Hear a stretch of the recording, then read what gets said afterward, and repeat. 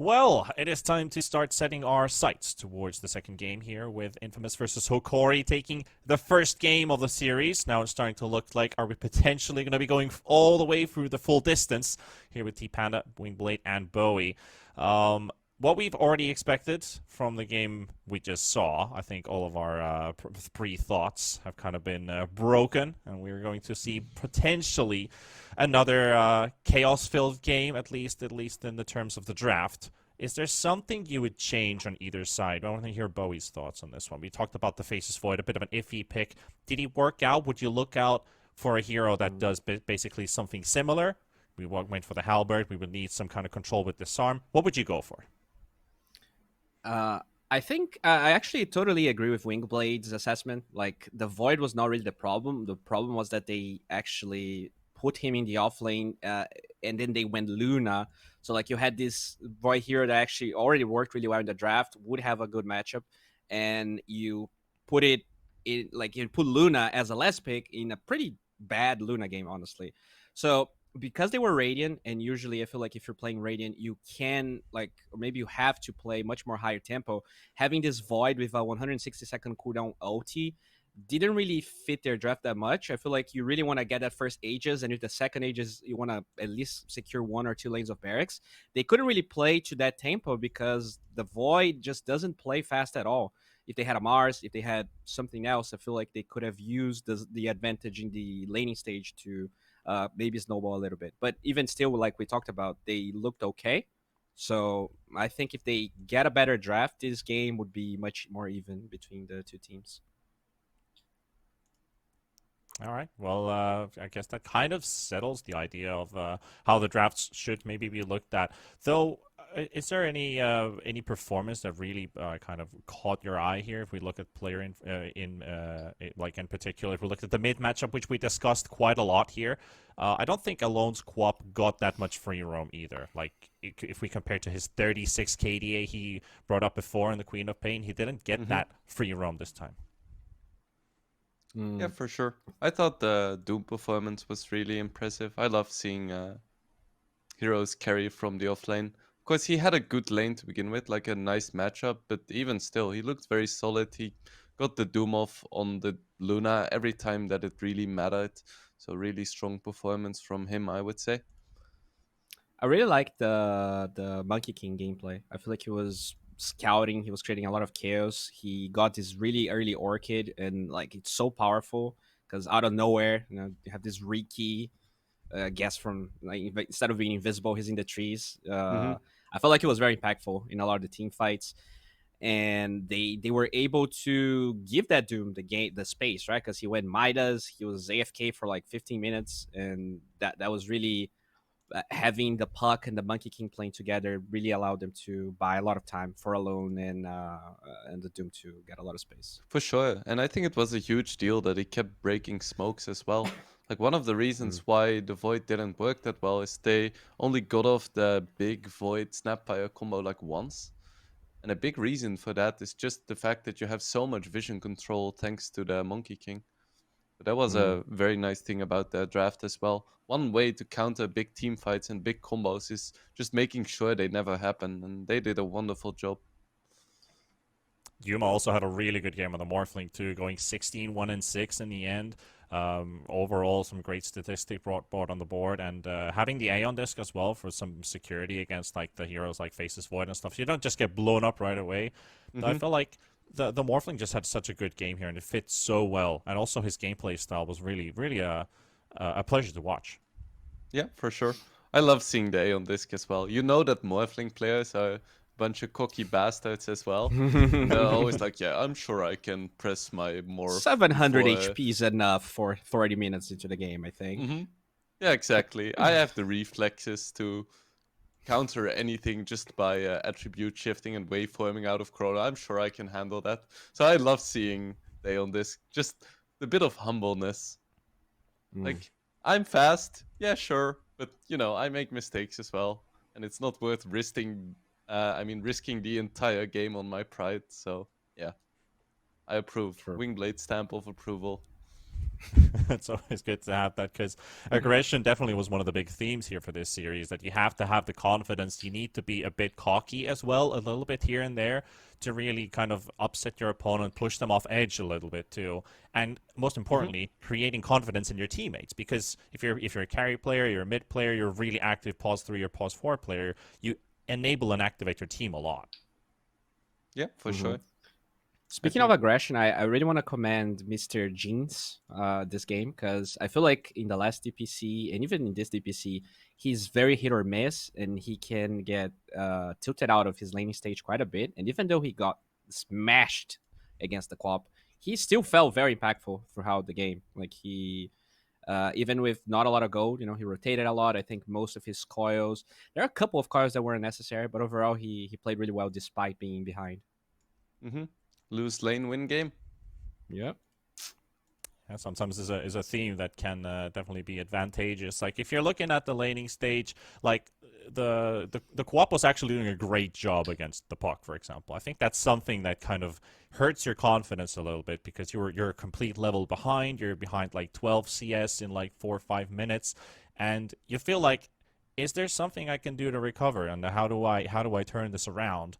And that can have an impact because I'm like, I know I just graduated on Friday from social services, and I really like to dive into like mental stuff and mental pressure and how you deal with it, how you go forward with it. And your mid player having a start like that can have an impact. But I've also told there's a draft ready, so see if we do get some of those mid heroes banned in the first wave. So I think we saw the Storm Spirit and the Invoker, and it looks like we're gonna have a repeat on that. Yep. Interesting. IO first ban as well, which leaves in a few juicy heroes. Like the I do like Weaver. the Storm ban a little bit more this time because they do have 8th pick on the side of Hokori. But yeah, Weaver free. I mean, even though Weaver is free, the opener from Hokori was so out of the box that I'm not sure they're even going to consider those meta heroes. Will they? Yeah, they go Monkey King. Okay. To be fair, El Misho played really well. I was, even after all the nerfs to Sport Monkey King, he made it look really good. Yeah, for sure. And I think Monkey King is close to as strong as Weaver, and judging by last game's performance, I think they feel very confident in it, and rightfully so. I really Okay, the like memes that they're are done. bringing out the Mars this time because it was banned in the second phase. Yeah, I am already liking this much more. I don't really mind the Faceless Void that they opened that time, but since there's a chance they could put in the offlane, I think Mars is just way more stable. You can play it mid too, so you still have the flex, and I just feel like offlane Mars and mid Mars is overall better than the flex of the Void. That's an interesting thing, at least. I want to ask you something. What's your take on a pause 2, pause 3 double strength cores? Because if you have like Mars mid and then you have a potential initiator on the offlane too, a lot of teams tend to do that. I think it's okay. You just need to have supports with setup, because a lot of strength heroes tend to be really strong, really high damage, high HP pool, but they tend to be pretty slow. So if you fully commit to just having tanky cores and then you have passive supports, that means that the enemy can just walk all over the map and there is not much you can do.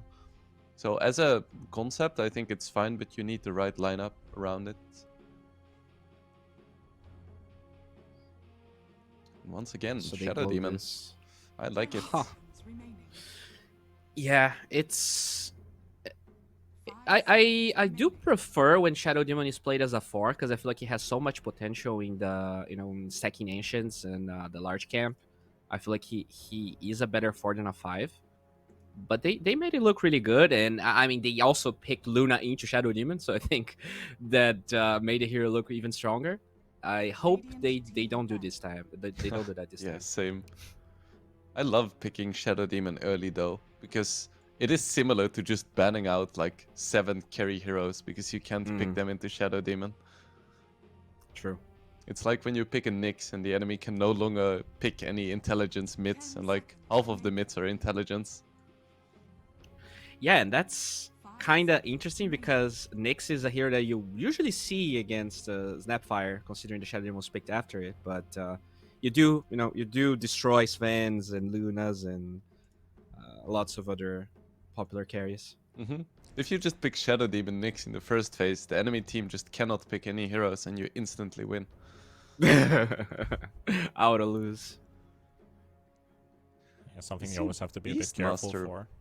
Banned as well by Hokori, which is interesting because Infamous already has their quote-unquote offlaner. Yeah. True.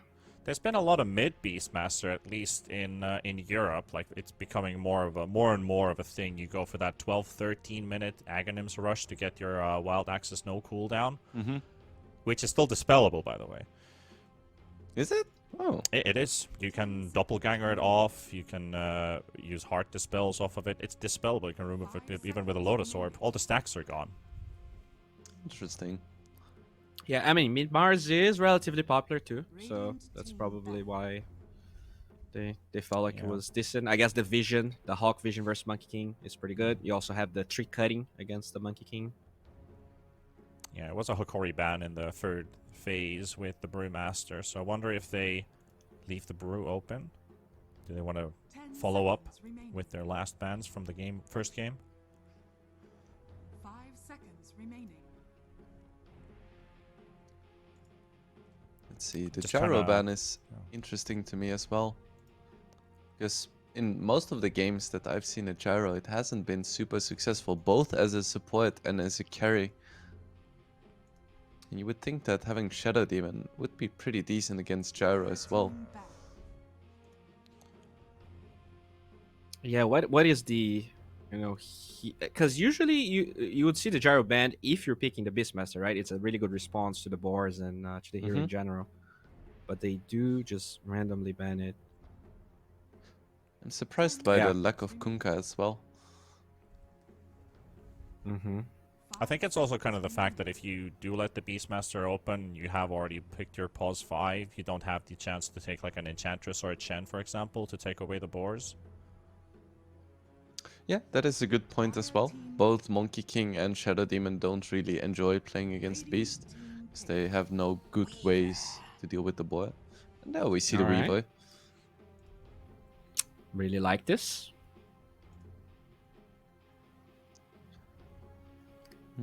So it's most likely gonna be Snapfire plus Weaver support. Both are pretty good in lane together with the mice. And it's a nice mix of early aggression as well as late game scaling, because Snapfire just has a lot of damage in the late game when BKBs get shorter and some nice combo potential. And Weaver is very aggressive in the early game and helps secures your lanes and helps with vision. And then late game he like transitions into a defensive support. This is also the first Weaver pick in the tournament for Infamous. Oh, okay. Yeah, I mean the hero is usually first phase banned, but Yeah. because we're getting this weirdos being banned in the first phase, I guess kind of slipped through. So we see some innovation from Infamous. I'm kind of thinking like Weaver is such a meta hero right now that you always just get rid of it, but they've actually only banned it once and they've never picked it before, so I feel like they have the hero probably figured out. Okay. I don't know. I'm just going on instinct here. Yeah, could be. 10 seconds remaining. Once again, we see the puck. There's still a few good heroes against the puck in the pool.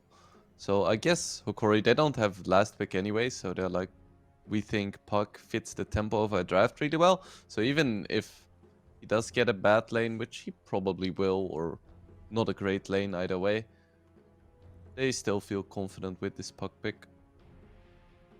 Yeah, now they have to pick different heroes because all of the other two they had in that draft are banned. So what's gonna be probably the offlaner here, right?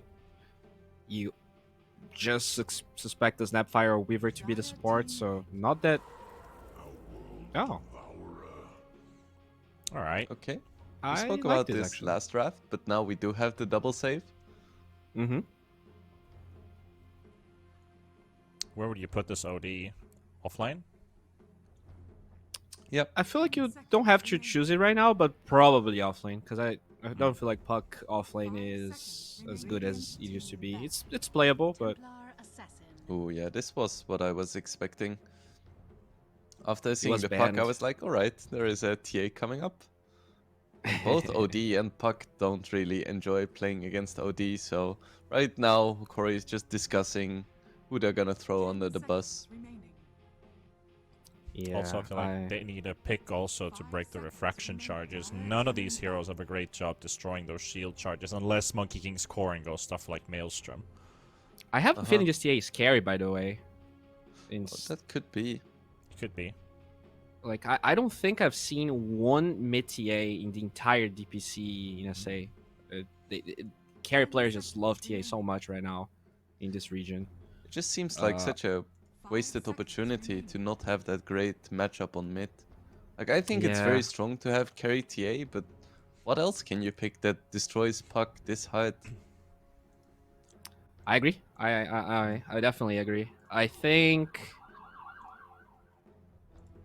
I just have 95. Okay, maybe not 85. 85% certainty that he's gonna be a carry, and they might just lane Mars middle and try to last pick an offlaner that has a good matchup against whatever Hokori goes for.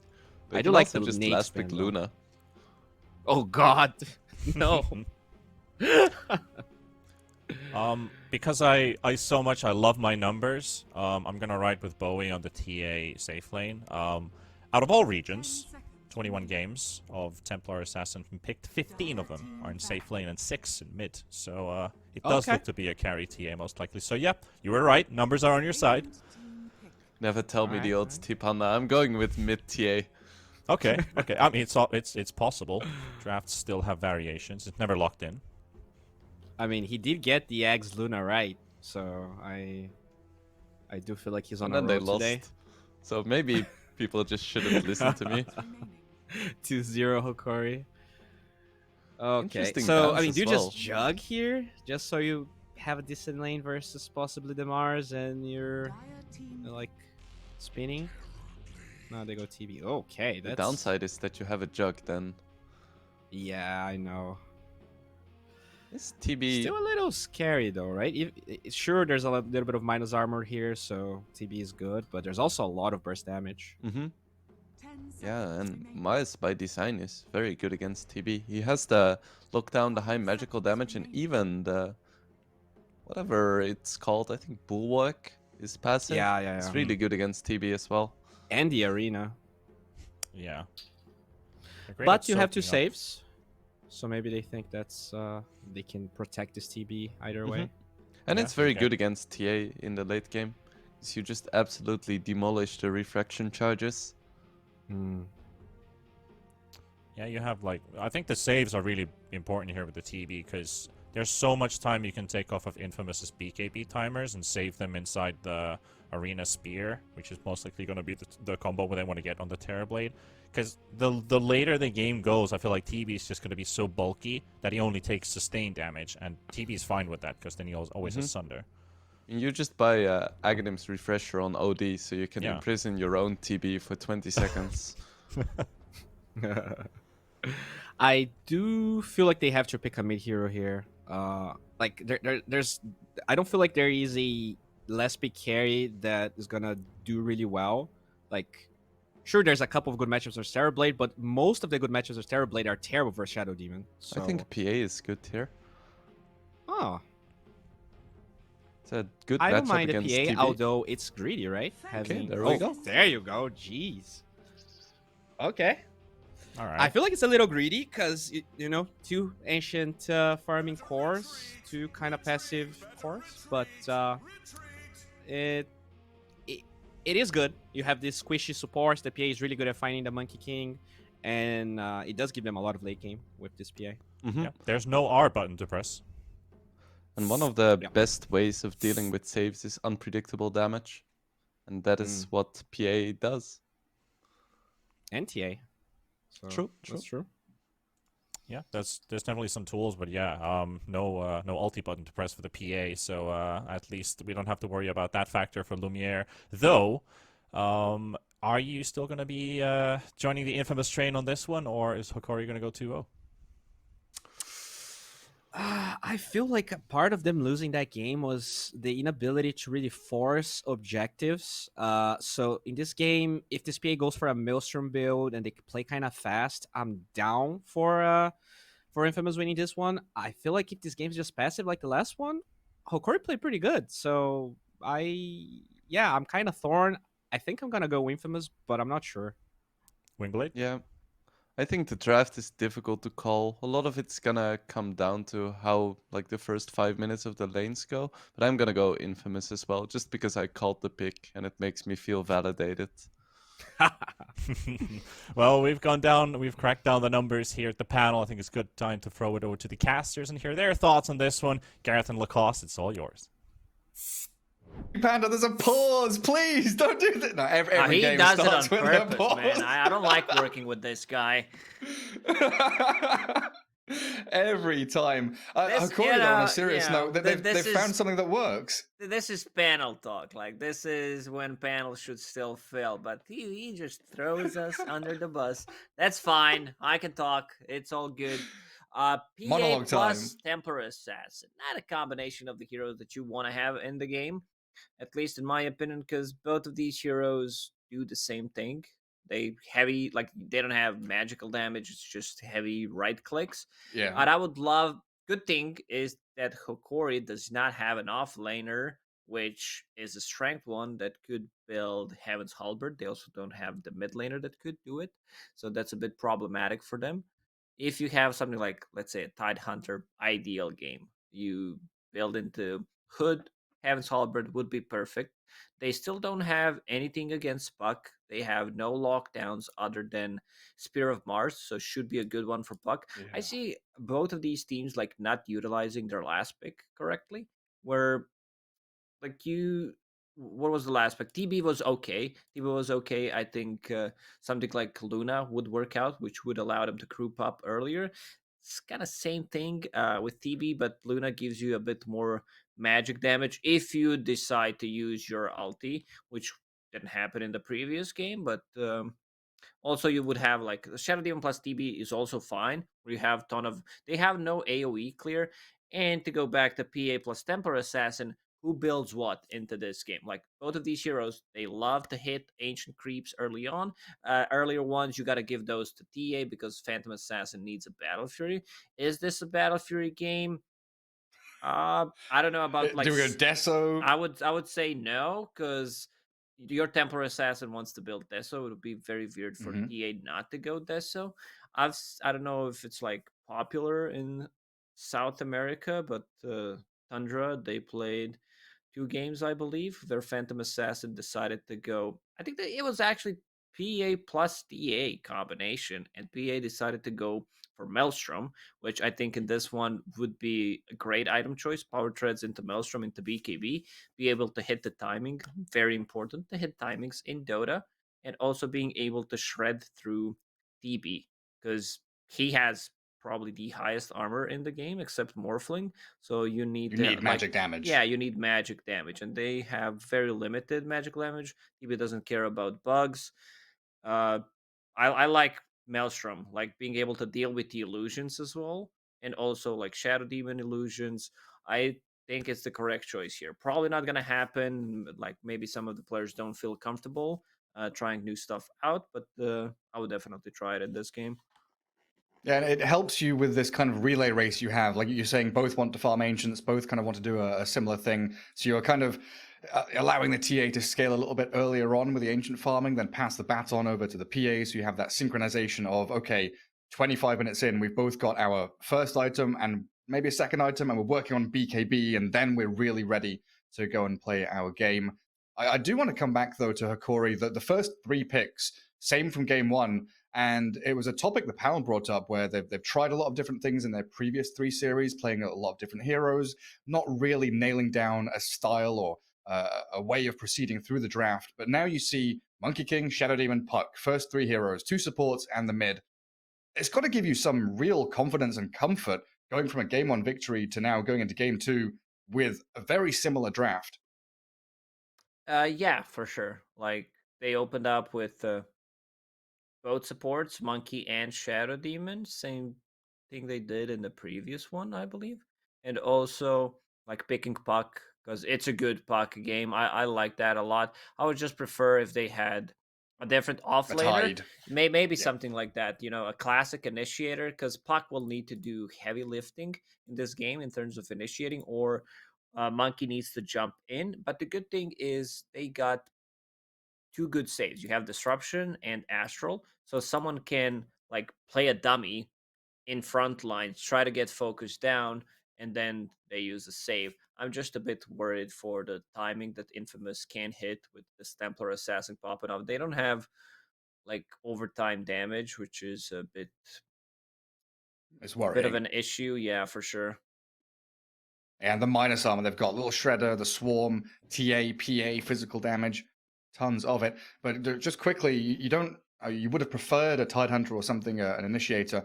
I've not seen too much of the OD offlane in SA DPC. Have you seen that from other regions? Oh, Does for it sure. look It good? it kind of shifted towards offlane mostly, where you just build that meter hammer. You don't allow safe laners to lane because you build it into it immediately, especially if you like get a kill. If you manage to get a kill, someone's out of position, then you completely snowball with the hero.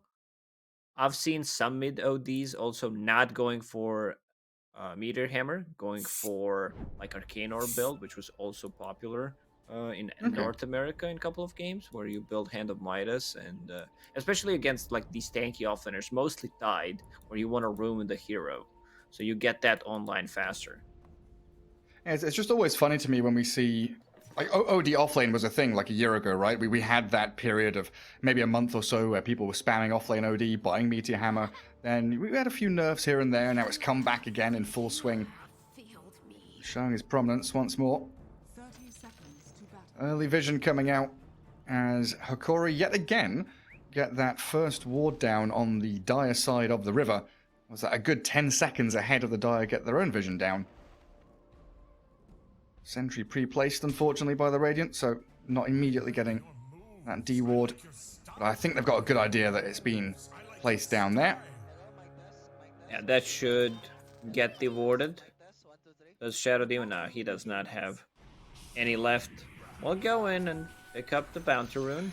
Cheeky. 3-1. Nice little move by Gardic. Yeah, big Gardic move right there. Going in, using Disruption, getting the rune. Is that 3 for 1? It is. Yep, Hokori, sure is. they got 3 out of those. And it, like, all these small item timings will help out OD to get Meteor Hammer faster. What's Monkey King's build? He has Tango. Ideally, you would want to have, like, a stick in this lane. He's bringing one. OD does not want to start with stick. I would love if that's like just a stick, because you're playing against PA plus Weaver. Might like delay 200 gold, delay blah blah blah your Meteor Hammer, but you get a lot of value from buying the Yeah, stick. And look at this aggression. He starts with Arcane Orb. Yeah, it gets some real heavy hits on Lumiere. Yeah, you're right, the stick allows you just to stay in lane and thereby get more experience and more gold by sticking around. It was Sticking also around, a good huh? sentry. Yeah, Okay, sticking Gary. around. It was a good sentry T-ward as well by Infamous. Like, immediate took out that El Micho Monkey King sentry as it was placed, basically. What does Magic Wand help you with if stick helps you with sticking around? Wandering around? Wandering about. Wandering Yeah. about? Okay. Don't you know it? Well, now I know it. Never heard it before. I don't know if that's a thing, and I just discovered it. Yesterday, there was a game. I'm on the panel. I'm like 5 minutes in. I realized the other team has the heroes that we have been talking about. I'm like, okay. Oh, really? Yeah. It's the wrong way around. Oh, Terrorblade taking a pretty hefty chunk of damage. Needs to sell from his body down bottom. It's a nasty lane, Mars and Snapfire. Especially when they've already hit level 2. Cookie, Spear, and that God's Rebuke. Heavy magical damage onto TB, who has, what, 580 HP. Yeah, this lane So is very thankful for his... one of the strongest ones for sure. You use a cookie, get in front of them, stun, spear back, then rebuke back while sitting in a creep wave, and usually you get Little Shredder with the combo. because God's Rebuke is physical damage. You lower it in dual lane. Lil Shredder is just too Well, me powerful. show. I don't think they're gonna go for it in this lane because they're playing against TB. So 10 armor on TB might a bit too high for them to try to lower it with Lil Shredder. Yeah, I think so. I think it's the right choice. Man, I'm surprised the Centaur in that camp up top didn't stun the Monkey King. Monkey just TP'd out, 3 heroes around. Centaur's like, nah, this is the one time I'm not going to use my War Stomp. I didn't. I was Infamous watching the bottom lane, so I have no idea what happened, Gary. I'll be honest. I can make Monkey just stuff up. TP'd Yeah, out. Centaur. They made a pact before the game. He's holding his stomp for next game. All the animal looking like heroes, or the name. Oh, ones. bye-bye, Shadow Yeah. Demon. Cookie into Spear. And there it is, under the tower. Or behind the tower. Sacred and Michael pairing up very nicely. It's only going to get even harder for Hokori in that bottom lane. Terrorblade, what, level 4? Might even consider just ditching and going jungle. Ferry a bit more regen out for the Dire. Need to replenish their mana pools. They've got a couple of 1 charges between them. And Gardic might be stepping too far forward here. Good disruption after the cookie. Slow from the Scatter Blast and the God's Rebuke in. 8 1 charges. A Sacred looking to line up a spear potentially. He goes for the TB instead. Not wanting to lose out in the trade. Yeah, this is Sending not a Yuma killer back. lane for Hokori. They need to try to get the most out of it. Bring an extra healing salve on Shadow Demon. And that's exactly what... Oh, he's bringing stick. Never mind. Because Terrorblade has a stick, and you want to give as much possible XP to TB so he can just go away and be in the jungle. Not gonna feel safe staying in the lane. How's mid lane doing? I think this is the lane to look at, because historically Templar Assassin was always beating Puck and was always considered as the counter. Guts doing a very good job so far. Ooh. Yeah, he's been doing some interesting stuff, like dragging half a creep wave across so that the double wave comes in when the runes are spawning. So that allowed him to do what he did just there, walking to the rune and orbing back into the wave, Farming and then small clearing out camp. the small camp. Monkey King Super efficient. also doing a good job controlling the rune, which allows Puck to get both water runes and allows him to spam out the wave. And once you get to that level That is 6, a TA with bottle. yeah, exactly. There's no bounty rune in the triangle for Templar Assassin, so she's gonna need to just wait until the 6-minute rune and the bounty rune. Yeah, it does have a small camp stack, so at least something there going for a lone. 33 CS up against the 29 and 4 of Puck. Very, very even lane. And like you said, historically, we saw in the previous game, Quap against Puck, which was always Puck favored. TA has slaughtered this lane in the past, but Mr. Jeans, he's turning things around. Top lane has a big juicy wave coming in towards Vitali's OD. He's got his Ring of Health crown. Did finish off the wand. So very quickly moving in towards that Meteor Hammer. Is he going to have enough money for the Void Stone after this wave, potentially? The Glyph is there. Bottom lane, a bit of a dive. Turns around into a disruption onto Michael. Just bodyguard Yuma's Terrorblade. Salve him up as Gardic does on that position 5 Shadow Demon. Sacred has plenty of creeps. So absorb up closer to his tower. Even plays forward and aggressively on the Terrorblade. Things calm down now. The regen trade battle has been fought. People very low on mana in all of these lanes. Some of them even returning back to Fountain to regen, as the Weaver and the TA both do that. Yeah, I don't think TA needed to do it. She has HP, so if Weaver is doing it, he can TP mid, refill the bottle. Like, you lose some time, you lose value from the hero, especially a hero like TA who tends to farm quicker than other heroes. A little bit of lag, I could Oh. feel it, yeah. Yeah. Yeah, I felt that as well. Unfortunate timing as well with Puck having a haste rune and TPing bottom. TA may just give the call that Puck is missing with an active rune. Might expect the Puck to go top to maybe try and pop out Lumiere's Phantom Assassin. This rotation bot is going to alleviate It's a so big much one. of the pressure that's been put on the TB. It's huge one. TB he still does have meta, so that's like, if they can land a coil on 2, possibly try to bait things, it's a game winning move where, like, you set your TB for a good game and you lower the aggression that they can do in the next couple of minutes on that lane, which allows TB to stay in the lane for the next like 30 seconds, get some extra levels. And also, where's Monkey King at? Monkey King, hey, he's also at the bottom. Like they should definitely get Ooh. 2 kills out of this one. That's what they're looking for. And then delaying level 6 on Mars is huge as well, right? Yes. Making sure that first arena doesn't come too soon, doesn't get that almost guaranteed kill that we see from these offlane Mars. Well, hopefully we'll get back underway shortly, as we've had some players do a quick little disconnect and reconnect. Top lane, Axel did TP back up here, so doesn't have the option to match the movements and swing down bottom lane. Do you think they can kill the OD just with these two, PA Weaver? That doesn't feel like a kill lane either, does it? If he feels threatened and he knows Monkey King is not going to be in his lane, Astral 1, TP back to... You don't even have to TP base, TP back to tower. Yeah, no stuns. Well, the jump on bottom.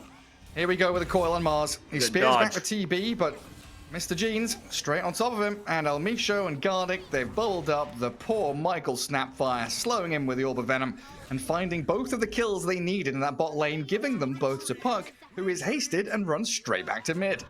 Yeah, so there's not going to be any damage dealt to the tier 1 tower on the mid lane. Guts playing a good game, much better start compared to the previous game where he was struggling a bit. But this one, I also want to see Witchblade being built on Puck, because you have overtime damage against PA's Refraction. It's also a true strike against PA's Blur. So you have a guaranteed strike and overtime damage. And it's also one way to deal with the supports. Like you can solo kill the supports with Witchblade. Top lane, Tally. Yeah, he's been swarmed up. He's already spent his Astral, but again, no stuns in this lane make it incredibly awkward to finish off the kill.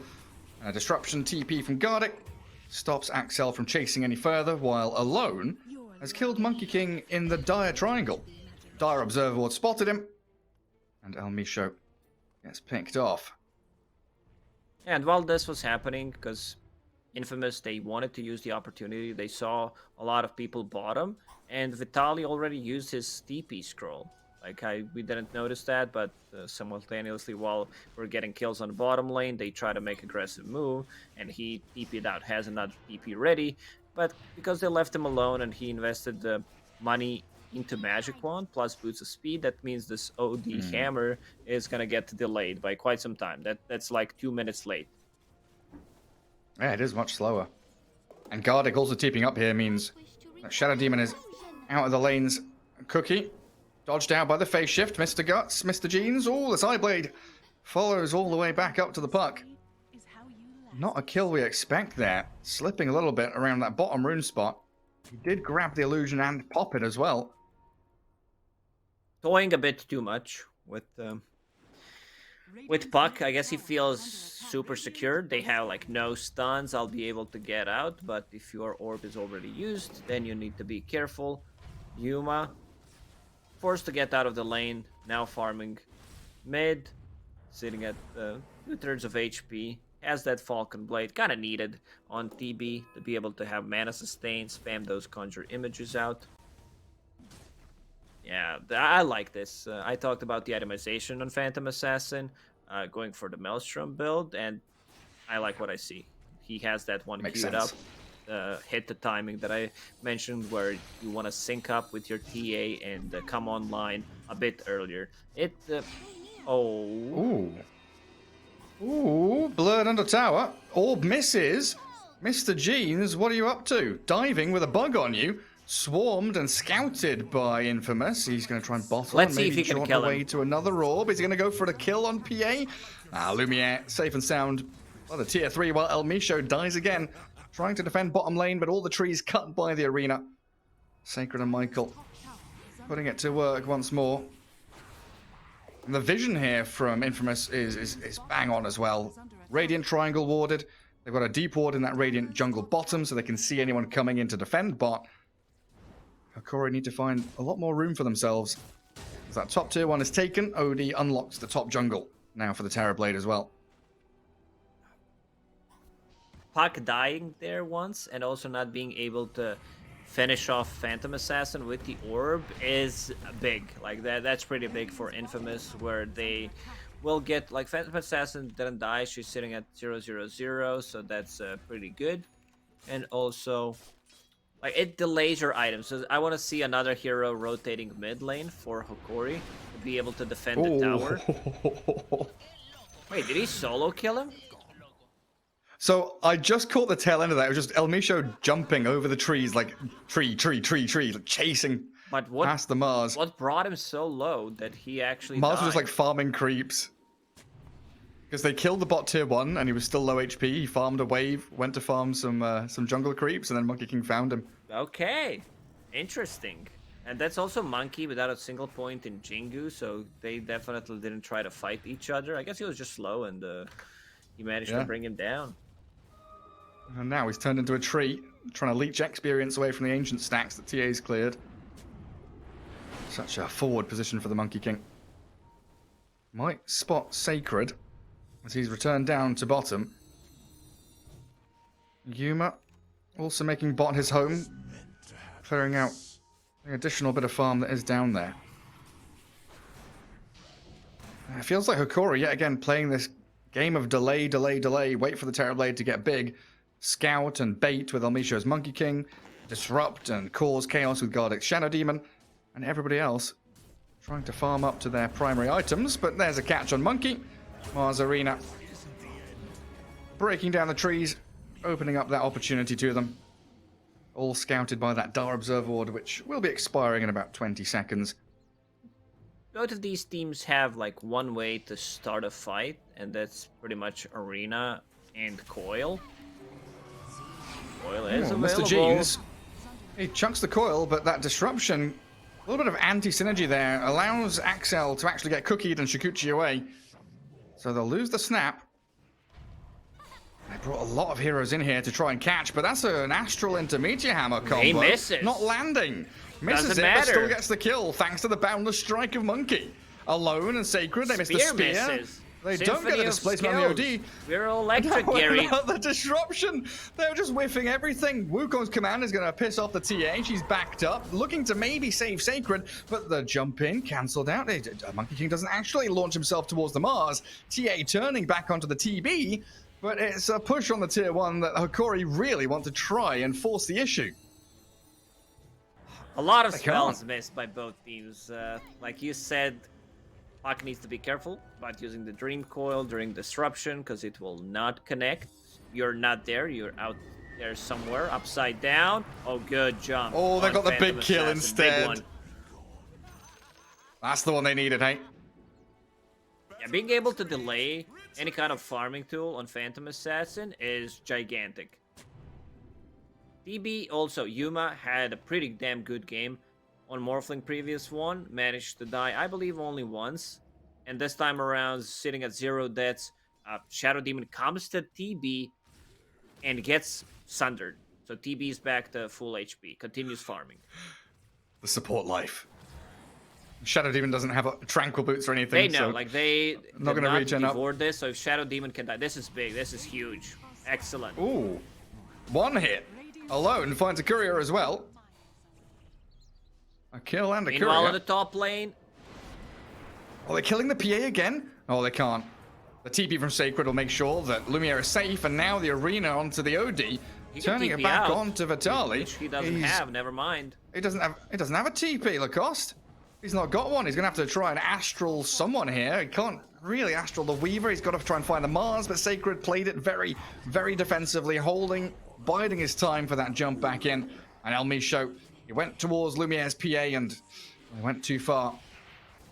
Yeah, I mean, we expect these kind of things from a team like Hokori, where they like do one good move, two good moves, then they tend to do like one of the bad ones. This was the bad one. OD doesn't have ulti. Like Sanity's Eclipse is gonna be super powerful against PA pre-BKB. Because your like PA is, I believe, still the hero with the lowest intelligence gain per level. Radiant's top tower is under attack. It's pretty bad. 1.4 per level. Yeah, so you have no Garbage mana. in-game. Like, look at your mana pool. It's 4. Well, man, that's it. Switch to Power Tread's intelligence. Very smart. That's the way. Is under attack. Buy some mantles. Are scanning. Oh, Dire Scan doesn't connect. OD was considering going for that bounty rune, but he got a call from someone saying, nah, do not head into the triangle. It is dangerous territory. Bot lane tier 1's going to drop as well to TB Illusions and the Puck. As Monkey King, he sees the Weaver. Spear onto that mid lane. Gardic, Shadow Demon dead. Infamous bringing 4 heroes in towards mid, and a deep observer ward behind the tower is going to scout people out as well. They just can't really grasp onto the Monkey King, but maybe Vitaly here. He's got an Astral onto the snap, doesn't go for the Meteor Hammer play, but he's been cookied upon. Mars Arena and the Wukong's overlapping from opposing teams, and that OD's down to Alone's Meld Strike.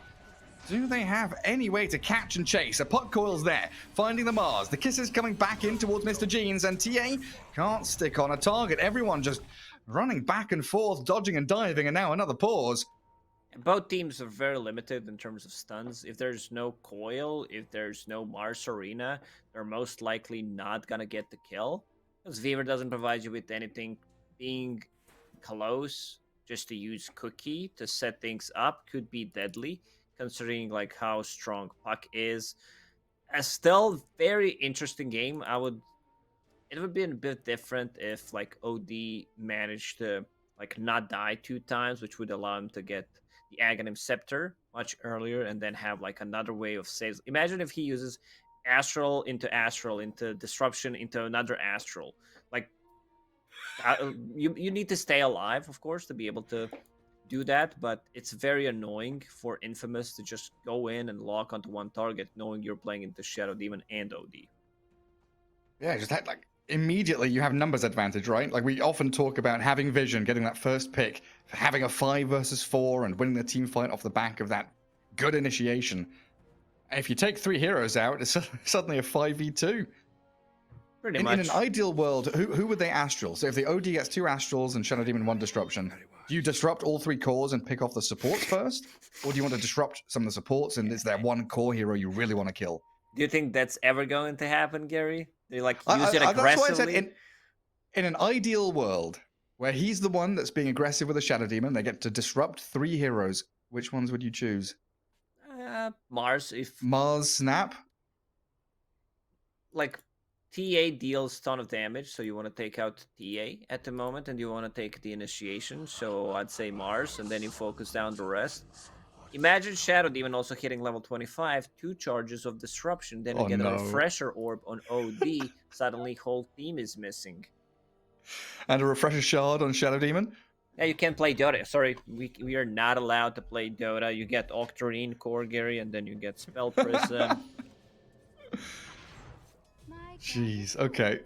Why do I ask you these questions? You just go slippery slope and take it to the absolute nonsense level. That's how it should be. Smoke. So far, like vision game from Infamous has been on point. Fever will survive. Yeah, Shikuchi away. Going for 4-star first item. So no urn, no medallion or anything like that. Doesn't feel like they need more minus armor. Snap went for a mech. So also no Solar Crest coming up on Michael. Shadow Demon, the only one still smoked, sat in that mid lane. Trying to hold back the creeps coming in. And Networth Lee just pinging back and forth, 1k this way, 1k that way. It's dead even between the two of them. And it feels like with the... You said it's been a great game for this Yuma TB so far. Unkilled, 0-0-3, farming away. When he has Skadi, do you expect them to go and play aggressively, or do they just want to continue this game of farm and get that big raid boss up online? They will definitely contest Roshan. One of the reasons why he's not popping out that meta, because he feels like he saw Templar Assassin. And she has Blightstone plus Mithril Hammer on top of Blink Dagger and Dragonlance, which means that she's gonna be fight ready after like a minute. That Deso is gonna be the big timing for Infamous. They will try to smoke up, get the kill. There's no mid tower for Hokori, and then they can like possibly buy back on the supports if that's something that happens. TP to their 1 tower because it's still alive, and then threaten the Roshan. They have minus armor from Will Shredder. They have minus armor coming out from PA and Bugs. But the big one, yeah, the miss chance that I talked about, like on Witchblade doesn't work. Like that one proc, it's all you need. Oh, they missed the spear. Vitali's still in there, inside the arena, but he's been God's Rebuke back. The kisses were too much damage to handle. Sacred sets up on 2 heroes mid. They do lose that PA bottom, and yeah, like you said, the True Strike on that Witchblade, super handy for Mr. Jeans to solo kill Lumiere's Phantom Assassin. Control still in the hands of Infamous though, and around this Roche pit, feels like they could have maybe popped their heads in there, but instead Alone has TP top to get a courier kill and zone away El Misho. Do they see him? Yeah, they do. They pinged out the monkey. They had that lane ward yet again, knowing exactly where he is. The swarm's on him. Primal springing off to the right-hand side, but they're going to keep tracking back. Oh, he's such a nuisance. Primal spring with bugs on him. Sacred's coming. Cuts the tree. Hello, what you doing on our side of the map, buddy? They need to find Lumiere in the like triangle, this is though. BA. She's there. They found her. Do we have a coil? In 3 seconds we do. Reflection orb, jaunt forward. There's the coil coming. And Lumiere. There's 2 deaths in quick succession on the Phantom Assassin. He's trying to dodge away. But Mr. Jeans on the killing spree. And a bit of pressure onto the tier 2 tower now. Ooh, that means Roshan is available for Infamous. Hokori knows something is up. Are they fast enough though? They are. Can they get in here in time? Big Meteor hammer meteor into the pit. Roshan down, Alone gets the Aegis. Puck try the jump in. El Misho with the Wukong. Speared back into that Roche side. As Axel and Alone pummel the Monkey King down. Sacred gets the arena off. 3 heroes inside though. Didn't zone anyone out, but he'll block the damage from the OD at the last second. Vitali drops it on his head. Aegis in the hands of the TA though. That's all Infamous wanted. Phantom Assassin respawns, returns to farming. Like if OD Hammer connects, there would be a possibility for Puck to go in and steal it. Also, Puck has Arcane Orb, so he's gonna be very hard to lock down. I think it might be a good time for Templar Assassin because she has Aegis right now. Maybe invest in Shard and try to silence Puck. OD plus Shadow Demon could be a big one, could be a game changer in the team fights. Oh, that'd be nice, yeah. I guess the other option, or the more usual option, would be what, like Hex. get BKB? Does it, BKB into Hex, you want that BKB into Hex, yeah. Sacred Lumiere. Scouted down bottom. They were maybe trying to get on top of this Mr. Jeans Puck. And yeah, Arcane Rune still bottled up. Makes it incredibly difficult, unless Mr. Jeans wanders straight into a Templar Assassin. Oh, not going to be able to finish off the job, but they get El Misho instead. Monkey King left all alone back in the lane. And the pressure's back on from Infamous. Puck going for Aghanim Scepter. Wukong's plus Aghanim Scepter Coil is going to be a ton of damage, and also being able to like lock him down so TB can deal damage could be pretty big. I also like E-Blade on Puck this game quite a lot. It's another saving tool, and once the BKBs are down, you can completely ruin both of the cores with it. Doesn't necessarily need to be a second item. I'm talking about possibly like third item or fourth item. TB completely skipped like SNY Manta. I would maybe love if this is SNY type of a game, because it gives you an extra armor, it gives you a bit of status resistance against the stuns, against the slows, because they have like no silences until TA picks up the shard, which also means that you will be like tanky enough to get the Sunder off. Also, I don't think this is a BKB game. I don't think you need a BKB. You're playing against TA and PA, so SNY seems like much better choice into like MKB Satanic type of a build. Also, like Butterfly is very good since you're playing against 2 cores. Vitali. No stuns. No stuns. Yeah, BKB in a lot of situations feels like a must-have. I don't think this is the game for BKB. So, considering you're playing into 2 saves, so Yuma kind of missing, not thinking about like what team also has in terms of itemizing for himself. Yeah, I guess the only rationalization I can make is that Mars Arena is like the counter to Terrorblade this game. You put the arena on him and he just can't do damage to anyone else on the outside, right? So maybe he just wants it so he can walk outside arena, chase people down. So otherwise, I think you're right. It's just very little magical damage, very few stuns or anything. We'll see what he decides, though. BKB is coming out. Disassemble Dragonlance. Finishes it off. And that's usually an indication that they want to go and fight right now with what they've got. Oh, but the puck gets out of the arena and away from the PA. And Mr. Jeans is just baiting them, toying with them. Dragging 2-3 heroes down into that bot lane and they get nothing. Well, El Misho is going to try and clear this wave. Nice Primal Spring, but an even better spear from Sacred. Finds him, drags him down from the top of the canopy. El Misho, he gets the Wukongs off, but immediately dies afterwards. A lot of these like small mistakes. Monkey King has been playing this kind of a I die for my team type of a game, but some of the deaths were like unnecessary or good moves from Infamous. What do you want to call them? 8 deaths on Monkey King, a bit of a different one than what he had in the previous game. Yeah, it feels like Sacred has been the one that's always found the Monkey King. Whether it's blinking back, cutting the tree, he has been right on top of El Misho every step of the way. Also, there's a lot of value for Solar Crest in this game on Hokori. If someone wants to buy it, that would be Monkey King. Again, you're playing against 2 heavy right-clicking cores, and it's one way to amplify the damage output that your TB does. And Infamous also showing how well they play into their own vision. One reason Axel why and I... his Weaver has... Yeah, go ahead. Just Axel and his Weaver has such an easy time getting in behind, placing the like a deep ward right there. No one knows the vision's there, and then Infamous all swarm around it.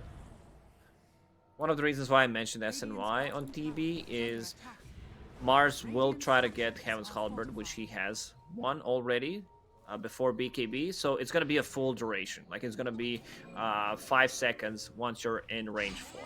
And there's not going to be any status assistance to try to cancel that, like try to mitigate the duration. Silence. Well, they've coiled the Weaver. Yeah, they've got the Weaver. I was watching the Mars chasing Monkey King. He used like 3 spears, 2 God's Rebukes. El Misho just primal springing over everything.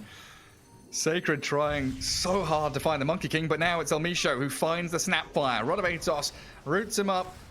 Mr. Jeans and Yua there to gather up a double kill on the Terrorblade. And now a push forwards. BKB still unused. 9-second duration on the Terrorblade. And potentially a move towards that tier 2 mid. And Radiant have already taken that top outpost. Infamous try to play around their wards. They're kind of 2 same wards, but one is definitely not going to get dewarded. They will need to play around that part of the map because they don't have any other vision right now. So it's going to be very difficult to play into like. I guess they've got black traps. Map. They do have traps, but it's not like, ideal to rely on traps, not right? High ground vision or anything. Let's see, this one is gonna get dewarded if someone moves to the bottom. Tally, not gonna go that route. Nobody goes. It's behind a tree. Behind the tree. This Christmas tree is blocking the view. Invisibility cloak on the Observer ward. Well, it's allowed Infamous to all regroup again and smoke in towards Radiant Triangle. They want Yuma. Oh, they won't find him though. Gardic has planted himself right in front of the triangle. Considering the Axel, amount of save that Hokori's got, I have not seen saving disruptions nor astrals. Like, it didn't happen in this one. Yeah, they've never been next to each other. And now the vision is there on the OD. They saw the puck moving across. They saw someone, but they don't get a catch. OD just blinks away. Mr. Jean's still in the trees. Actually, jumps forward. Clears out the wave and coils the TA. Yuma's come across, and they've got a reflection in, and Yuma's BKB is going to allow him to walk out of the arena. Chase and Skadi slow, the double Astrals there. OD doesn't have the Meteor Hammer, he doesn't want to use it, but in comes Mr. Jeans and a big old hammer. Drops down on the TA and the Mars. Out goes a lone streak, and the PA with a BKB TP trying to escape successfully back into Fountain, but the rest of the squad is all dead. Yeah, The TB, double damage puck. TB plus Puck, they dish some serious amount of damage in this one, and TB, like, I don't think they can go for him. OD once again going for double Astral, trying to play more of a like right-clicking game. I'm still surprised he didn't buy Ether Lens. in this game because you want to keep the distance. Yeah, your job is Shadow Demon most of the time is gonna get found and will get focused by either Mars. So they need to play like I save you, you save me type of a game where they are being close to one another, but they don't have enough stuns. That's the thing. Like Infamous doesn't have enough stuns to kill both of these heroes. So ideally for Hokori, they should not get locked down. Like they should be able to get either Astral on SD or SD should be able to get the Disruption on OD. Can't believe I said that correct. I was like heavily focus SD. Okay, Astral. Trying to think of a spell. Okay, got that. Add 2 more. -6, and there we have it. Carry the one. Always carry the one. Yeah. Pretty fast rotary spawn as well. 10 seconds. And everybody is alive. 2 ultis down on the Radiant though. 60 seconds for that Sanity's Eclipse. Wukongs will return in time. I love this. The Puck. big man coming in his pit. Sorry, Gary. Eon Disc. And then going for Refresher. It's a Refresher meta. This item's going to get nerfed heavily in the next patch. You heard it here correctly. You heard it here first. The hammer. Who did they drops catch on here? Mars. They caught the Mars. Oh, Wukong's misses though. Sacred trying to slip away from them, but the Rod of Atos considering the Wukongs, but doesn't chuck it in there. Wants that for the actual Roche fight, not just a little pick off here. Being able Gardic to use disrupts 2 the coils with OD. Aghanim Scepter is going to be huge. Also, double Eon Disc is pretty big. So coils still available. DB, And no Illusion's in mana. the pit. They scout them out. Sacred, he's in trouble. The Mars, oh, they jump in and snatch the Aegis. TA gets it. The kisses are coming, but Yuma's Terrorblade is so big. He just moves from target to target, killing off one, now looking for another. Sacred with the God's Rebuke pushes him back, but both Mr. Jeans and Yuma on his tail, hounding the Mars as Alone gets a one-shot on El Misho's Monkey King, but in Infamous that they're scattered. They're not as one unit playing together. They're all over the place, and they're just getting picked off one by one. Now Michael, he's been slowed by the Skadi and found by Mr. Jeans yet again. Eon Disc will Inside drop. the Roche pit is Gardic with a disruption onto the Weaver, but Axel time lapses all the way back in towards the river. The trouble being they keep eyes on him, and the Terrorblade dishes out so much damage. They didn't really stand a chance there. So that's Aegis down, 3 heroes gone. Infamous, they're crumbling.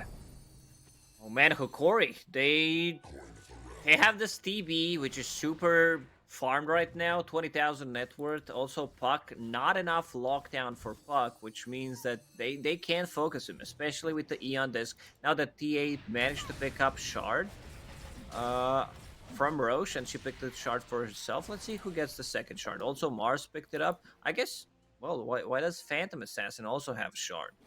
Like, They're all buying shards. they're all buying The TA shards. still has I guess you give it to Snapfire then. That's pretty much the only thing that can't pick it up right now. But yeah, Phantom guess so. Assassin going for Fan of Knives. 16% of victims max HP. That's gonna be good against TB. 16%. Let me just do the math. It's pure damage as well, right? 16%. Nah, I was just thinking if he can proc like Puck's Eon Disc with Fan of Knives. I don't think that's doable. Not enough damage. Okay.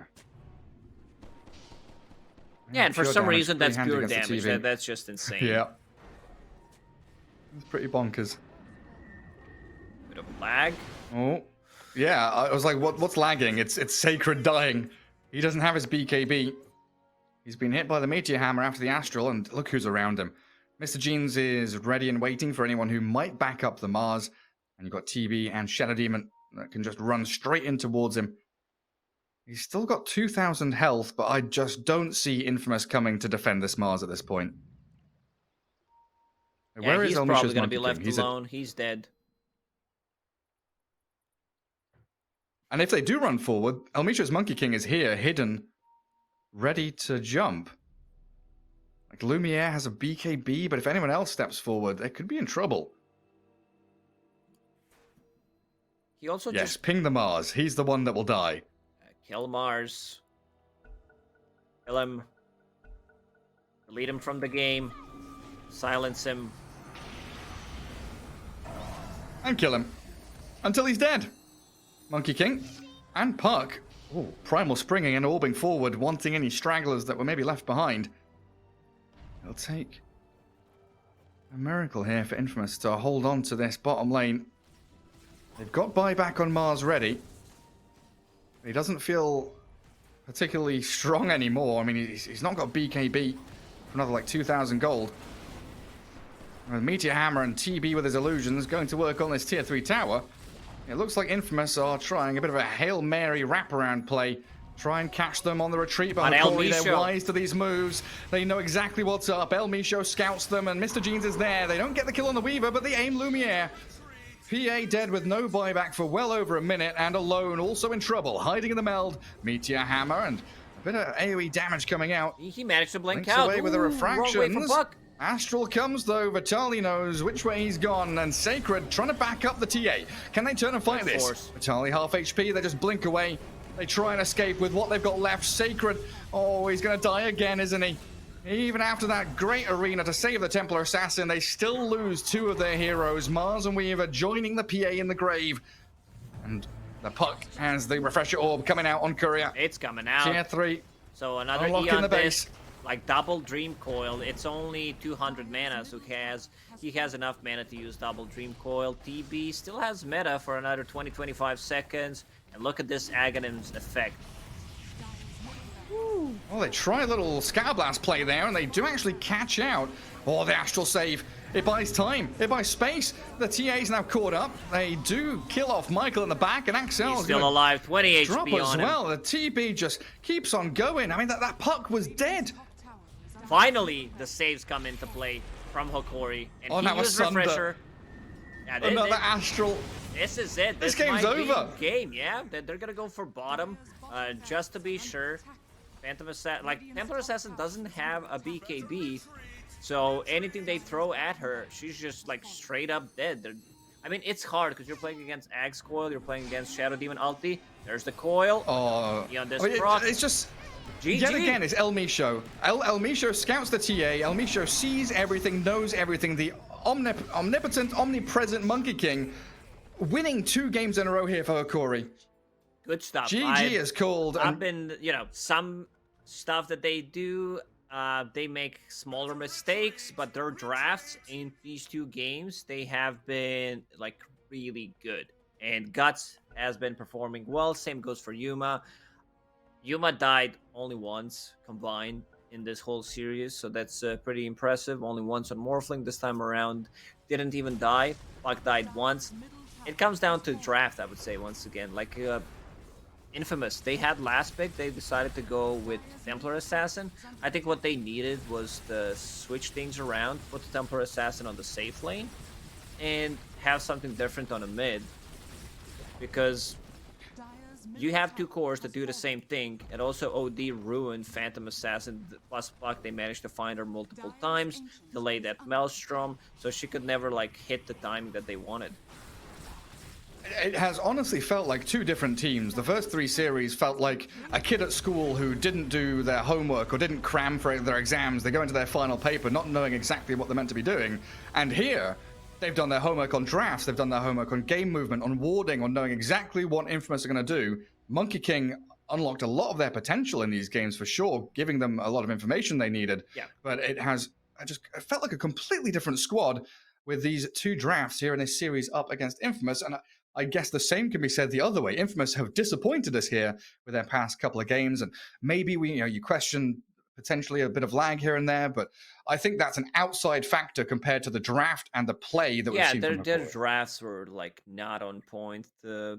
Was pleasantly surprised the way Hokori managed to pull things off, and Infamous, they were stubborn. Game 2, they managed to give them 3 same heroes that were played in the first game, which also, like, you just played a hero, so you know some stuff that you didn't do well, and then you play the same hero. It's a good feeling for like coming into the second game playing the same hero because you're warmed up, you already played a hero. I'm surprised they didn't adjust the way they've been drafting in the second game. Yeah, I mean, with many people kind of signing the death warrant of Hokori and expecting them to go Division 2 next season, this has been one of the biggest upsets since, I don't know, we saw like No Ping defeating Beast Coast. I think it was Season 2 of the DPC where we were just like completely shocked and surprised. But we'll chuck it over to the panel and see what their thoughts are on this 2-0 upset as Hokori defeat Infamous. Well, I think we can all agree that this was a huge upset think you're muted, caused here in the T-Panda. SA. Oh, wait. Okay, I'm not sure if my microphone is going through. Apparently, I might be muted. Panda, unmute. Oh no. Free me! Let me go. Oh man. All right, there we go. So Discord was muted. Okay, so never mind about that. We're all good. So, you heard what my point was, that this was a huge upset, and I think when we're looking at the likes of this for Hokori, first, if we look at the series they had before, 2-0'd by Noping, 2-0'd by Thunder Predator, and 2-0'd by Beast Coast, and now they get a 2-0 of their own. That's pretty wild. Yeah, thanks for joining me and being wrong, Bowie. With the prediction.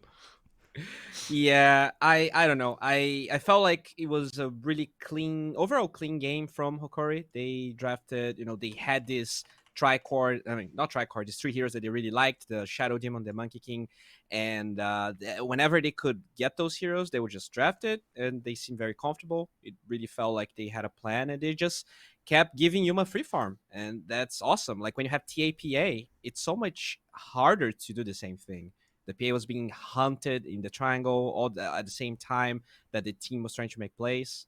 And I don't know, I just felt a little bad for Lumiere there. Yeah, and this is a sign to pub players worldwide. Having one carry is better than having two carries. Yeah. Yeah, I mean, at least past a certain MMR. Yeah, there's always a limit to it for sure. Not the best game for Infamous. What happened with them? Like, where did it really crack down to it? Was Hokori just performing better? Because it felt like they were very active. They were hungry for this victory here today. And from Infamous, it felt like they fell a bit short than what was maybe expected from them today. Yeah, they never really managed to make space for the PA. Usually when you have a Templar Assassin as a mid plus a kind of greedy carry like PA, you want to make sure that the TA has such a good start that she can start farming on the opposite side of the map. But Hokori did really well with just putting pressure on the map, making sure that PA and TA had to farm in the same spot. And obviously there is not enough farm on the map to sustain two heroes if you only have your own jungle, for instance. So PA never really took off, and it was really obvious that TA couldn't fight TB with farm, especially with the support that TB had. He was never even really in danger of dying because of all of the saves. Yeah, I feel like in general their game plan in both games was not really great for Infamous. They played well considering their draft, I think, but it just felt like Hokori had a much easier to execute plan, and they just ran with it.